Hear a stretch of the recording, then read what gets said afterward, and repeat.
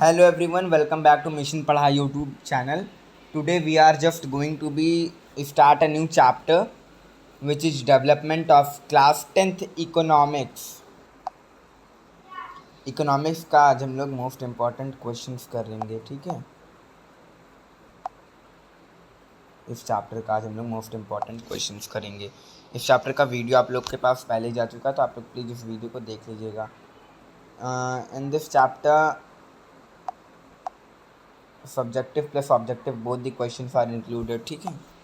1 mark question, 2 mark question, 3 mark question, 4 mark question, 5 mark, सब मतलब हर type के question इस एक पर्टिकुलर वीडियो में सारे क्वेश्चंस हैं। The question 1 is development of a country can generally be determined by. एक कंट्री का कोई कंट्री है ए, उसकी जो पर कैपिटा, अगर आप उसका पर कैपिटा कह दिए, एक कंट्री का अगर आपको फाइंड करना है कि डेवलपमेंट ऑफ ए कंट्री क्या है, उस कंट्री की स्थिति हाल क्या है इस समय, तो क्या क्या फैक्टर्स मद्देनज़र रखते हुए आप उसको जज कर पाएंगे ये कंट्री कैसी कंट्री है। पर capita income, average income, infant morality rate और ऑल ऑफ दी अबव। तो आपको पहले ही बेसिकली ये पता है कि ऑल ऑफ दी अबव चारों का और चार क्या और भी कुछ क्राइटेरिया जो कि सारी क्राइटेरिया को फुलफ़िल करना पड़ेगा। सारी नहीं तब भी जो ऑप्शंस में दी गई हैं तीनों हैं, और सारी क्राइटेरिया को देखकर ही हुआ किया जाता है कोई कंट्री डेवलपमेंट कंट्री के अंडर आती है। और भी कुछ फैक्टर्स मैं आप कहीं पे बता देता हूँ, सारे नहीं बता पाऊँगा लेकिन कुछ फैक्टर्स बता दे रहा हूँ। जीडीपी हो गया, बीएमआई हो गया, ग्रॉस एनरोलमेंट रेशियो हो गया, हो गया, इन्फेंट मोरालिटी रेट, अच्छे तो लिखा ही इन्फेंट मोरालिटी रेट हो गया, और नेट अटेंडेंस रेशियो हो गया, नेट अटेंडेंस रेशियो हो गया, जीडीपी हो गया, जीडीपी तो बता चुके हैं, ग्रॉस डोमेस्टिक प्रोडक्ट होता है इसका फुल फॉर्म, ठीक है। तो और भी बहुत सारे हैं क्राइटेरिया और लिटरेसी रेट हो गया, ये तो बहुत ही इम्पॉर्टेंट है लिटरेसी रेट, ठीक है। तो ऐसे बहुत सारे क्राइटेरिया हैं। अब question number 2, what is the meaning of development. Development की मीनिंग क्या होती है, एक्सप्लेन द डैट लिखा है जिसको आप लोग 2 का दा लिख लीजिएगा। The 2 aspects of development, meaning बतानी है डेवलपमेंट की, पहला पार्ट ये कह रहा है। For the development refer to progress और improvement in lifestyle. Development basically improvement या इम्प्रूवमेंट, प्रोग्रेस या इम्प्रूवमेंट रिफ़र करता है। फॉर एग्जांपल अगर आप इस समय प्रेजेंट टाइम में 20,000 रुपीज़ कमा रहे हैं, अगले साल आप 2 लाख रुपीज़ कमाने लगे एक साथ, तो आपके लिए ये बहुत बेनिफिट होगा, आपका प्रोग्रेस हुआ, आपका इम्प्रूवमेंट हुआ, जिसके वजह से आपकी लाइफ स्टाइल अच्छी होगी। जब आपकी लाइफ स्टाइल अच्छी होगी तो आप खुद ब खुद एक डेवलप्ड कैटेगरी में आ जाएंगे, ठीक है। इसमें एक और पार्ट है, the next part says that explain that 2 aspects of development. So important aspects of development are: number 1, different people have different development goal, ठीक है। और what में यानी कि हर आदमी के पास अपना अलग डेवलपमेंट गोल रहता है, और एक आदमी का डेवलपमेंट गोल दूसरे आदमी के डेवलपमेंट गोल नहीं भी हो सकता है। Question number 3, what is the development goal of your wait a minute, यहाँ पे फिर एक थोड़ी सी प्रॉब्लम है, रूरल नहीं होगा, रूरल होगा, रूरल एरियाज, रूरल मतलब विलेज की जगह, गांव साइड के इलाके को, ठीक है। अर्बन एरियाज, अच्छा बताइए क्या कहते हैं। अर्बन एरियाज को हम लोग बिग सिटीज़ हो गई, शहर हो गए, सिटीज़ को हम लोग अर्बन एरियाज में कैटेगराइज करते हैं, ठीक है।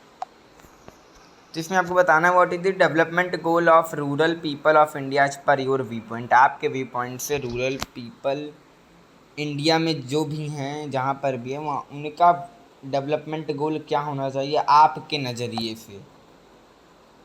तो बेसिकली अगर आपको ये समझना है तो गांव साइड, यानी कि गांव साइड है, तो वहाँ पे ज़्यादातर क्या होंगे, वहाँ पे ज़्यादातर, एक मिनट इसको मैं दूसरे पेज में अच्छे से आपको समझा देता हूँ। पेज यहीं पे खाली था, बेटा मिनट, 2 मिनट रुकिए, शायद आखिरी पेज खाली है। हाँ, ये पेज आपका खाली है, इसे मैं समझा दे रहे हैं। हमको बताना है रूरल एरियाज़ के बारे में कि वहाँ का डेवलपमेंट गोल क्या हो सकता है। अब भाई देखो, बेसिकली हम ये नहीं कह रहे हैं कि सारे लोग, लेकिन रूरल एरियाज में ज़्यादातर क्या होता है, कौन सी ऑक्यूपेशन होती है, फार्मिंग की होती है, एग्रीकल्चर होता है। वहाँ पर एक फार्मर होते हैं जिनके पास स्मॉल पैचेस ऑफ लैंड होते हैं, यानी कि छोटी ज़मीनें होती हैं। एक बिग फार्मर होते हैं जिनके पास बहुत ज़मीनें होती, बड़ी बड़ी ज़मीनें होती हैं। एक के पास कोई ज़मीन ही नहीं होती है, नॉट एनी लैंड। किसी के पास कोई कोई ऐसे भी फार्मर होते हैं जिनके पास कोई भी लैंड नहीं है। इतना आपको समझ में आया, ठीक है। अब जो जिनके पास कोई भी ज़मीन नहीं है, जो स्मॉल फार्मर हैं, वो क्या करेंगे, दूसरे कलर से इसको वो जाएंगे बेसिकली बिग फार्मर के यहाँ, ठीक है। जिनके पास ज़मीन नहीं होगी, लैंड वाले जिनके पास लैंड अपना खुद का नहीं होगा, वो जाएंगे वो भी बिग फार्मर के यहाँ। भाई बिग फार्मर अमीर होगा, वो क्यों खुद काम करना चाहेगा, वो दूसरे को ही रखेगा। तो जब ये लोग जाएंगे तो वो इनसे काम करवाएगा, ठीक है। इतना आपका समझ में आया। अब हम लोग चलिए क्वेश्चन की तरफ मूव ऑन करते हैं। हाँ, तो इसमें ये कह रहा था कि आपके नज़रिए से, तो anyone development goal of landless labourers are regular income होनी चाहिए। भाई वो जब काम करने जाएगा उसको ये भी तसल्ली चाहिए कि मेरा जो इनकम हो रेगुलर हो, regular job, small piece of land, equal status in society, ये सब बहुत factors etcetera.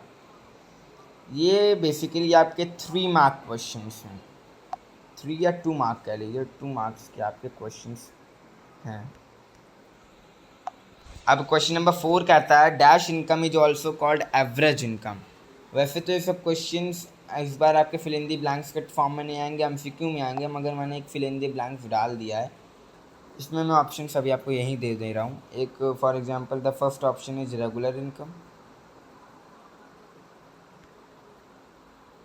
The second option is per capita income, per capita income. The third one is यहाँ लिख दे रहे हैं both A and B, both A and B, A and B, ठीक है। And the fourth one is यानी कि D option, none of these है। तो इसमें से पर कैपिटा इनकम होगा सही, जो कि आप लगा देंगे, ठीक है। 1 नंबर का क्वेश्चन है, 1 mark. Now next question says that what is mean by the term non economic activities. वैसे क्वेश्चन ज़्यादा तो नहीं पूछा जाता, मगर हाँ कभी कभी कदार चांसेस हैं कि ये क्वेश्चन आ जाए। 1 नंबर में बात बेसिकली आएगा, 1 या 2 नंबर में। 2 नंबर में बेसिकली ये क्वेश्चन आएगा। The question, the answer of this question is activities which do not deal with money और which do not give any income in return. Non economic activity, economic मतलब पैसे, पैसे का आना, इनकी इकोनॉमिक है हमारे लिए, वही तो एक सोर्स है इनकम का, ठीक है। अब नॉन इकोनॉमिक एक्टिविटी जिसमें मनी से कोई डीलिंग ही ना हो, मनी के लिए कुछ हो, तो यानी कि इसमें जिसमें मनी का कोई एक्सचेंज ना हो, कि मनी के बदले आप कोई सामान ले रहे हैं, मनी का उसमें कोई मतलब इंटरफेरेंस ना हो, उसी को नॉन इकोनॉमिक एक्टिविटी कहते हैं, ठीक है। Question number 6, suggest any 3 ways to maintain body mass index. ये एक बहुत इंपॉर्टेंट क्वेश्चन है बच्चा, 3 नंबर के क्वेश्चन में इंपॉर्टेंट टिक कर लीजिए, इसको आप नोट डाउन कर लीजिए। पीडीएफ चाहिए होगा तो आप लोग प्लीज़ कमेंट कर दीजिएगा, पीडीएफ आपका इस सेशन का मिल जाएगा, ठीक है।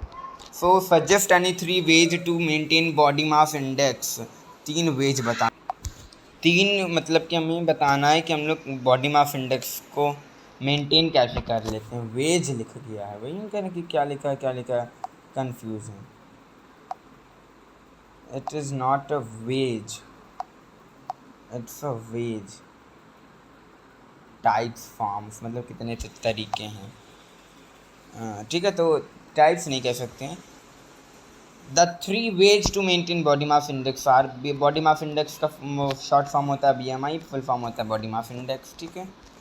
A healthy BMI can be maintained by taking a healthy and a nutritional food. अगर आप ले रहे हो तो एक आप हेल्दी पर्सन हैं, आपको हेल्दी BMI मिल सकती है, मेंटेन हो सकती है आपकी BMI।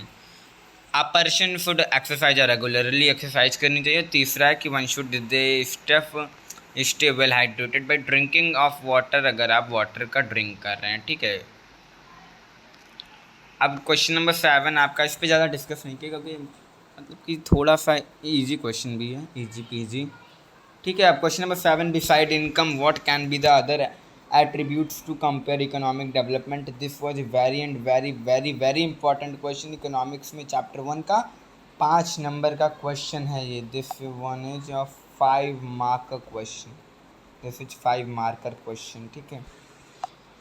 The number one, income is not only the criteria but it is one of the important indicator of economic development। Income एक बहुत important है जिससे हम लोग किसी भी कंट्री का किसी भी कंट्री के इकोनॉमिक डेवलपमेंट को ले सकते हैं। मगर इसके अलावा कुछ और भी एट्रीब्यूट हैं, कुछ और भी तरीके हैं, फैक्टर्स हैं। For example the very first one is morality rate, infant morality rate. It is an indicator of the availability of doctor and medical facilities in the region as well as the awareness of the people living there in regard to disease and their prevention। Infant morality rate में basically ये होता है कि अगर किसी भी country में एक अच्छी वेल मेडिकल सर्विस नहीं है, मेडिकल फैसिलिटी अवेलेबल नहीं है, तो वहाँ का जो मोरालिटी रेट है वो डाउन होगा। और लो इन्फेंट मोरालिटी रेट इंडिकेट करता है गुड मेडिकल फैसिलिटीज़ को। डाउन हो तो अच्छी है, अगर हाई हो तो गंदी बात है, मतलब अच्छी बात नहीं, सही बात नहीं, गलत बात है, ठीक है। तो society high rate will be an economic loss for the reason much effort is waste, यानी कि पहला है इन्फेंट मोरालिटी रेट। दूसरा क्राइटेरिया है literacy rate. This is an indicator of the number of schools and teachers available in a region and also indicate whether the facilities are being used or not due to societal pressure।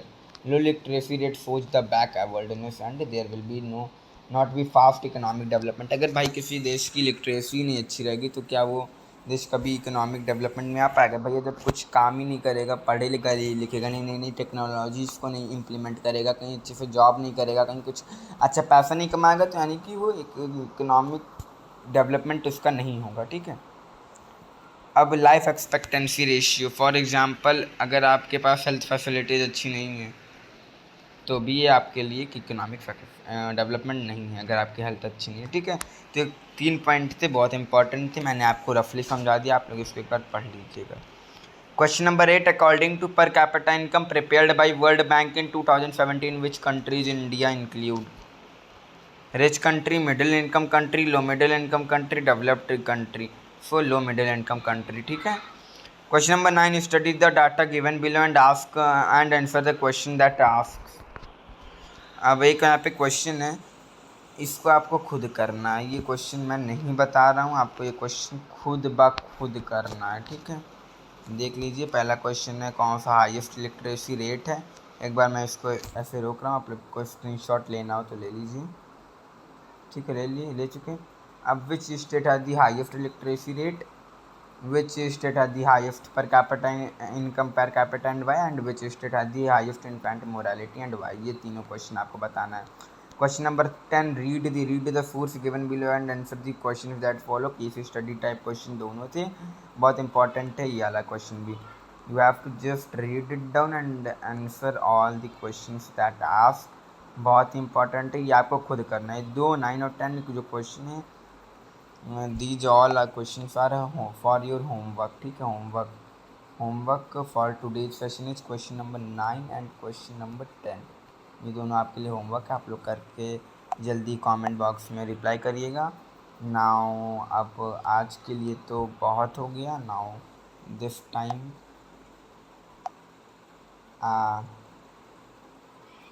very thank you for to you and we will meet as soon as possible। एक नए video के साथ, एक नए lecture के साथ, एक नए सेशन के साथ हम लोग जल्दी फिर मुलाकात होगी हमारी। हम लोग फिर से जल्दी मिलेंगे। एंड नाउ तब तक के लिए थैंक यू, बाय बाय। पढ़ते रहिए और बोर्ड में अपना अच्छा स्कोर करिए। ठीक है, ये PDF चाहिए होगा तो आप कमेंट करके बताइएगा। धन्यवाद, थैंक यू।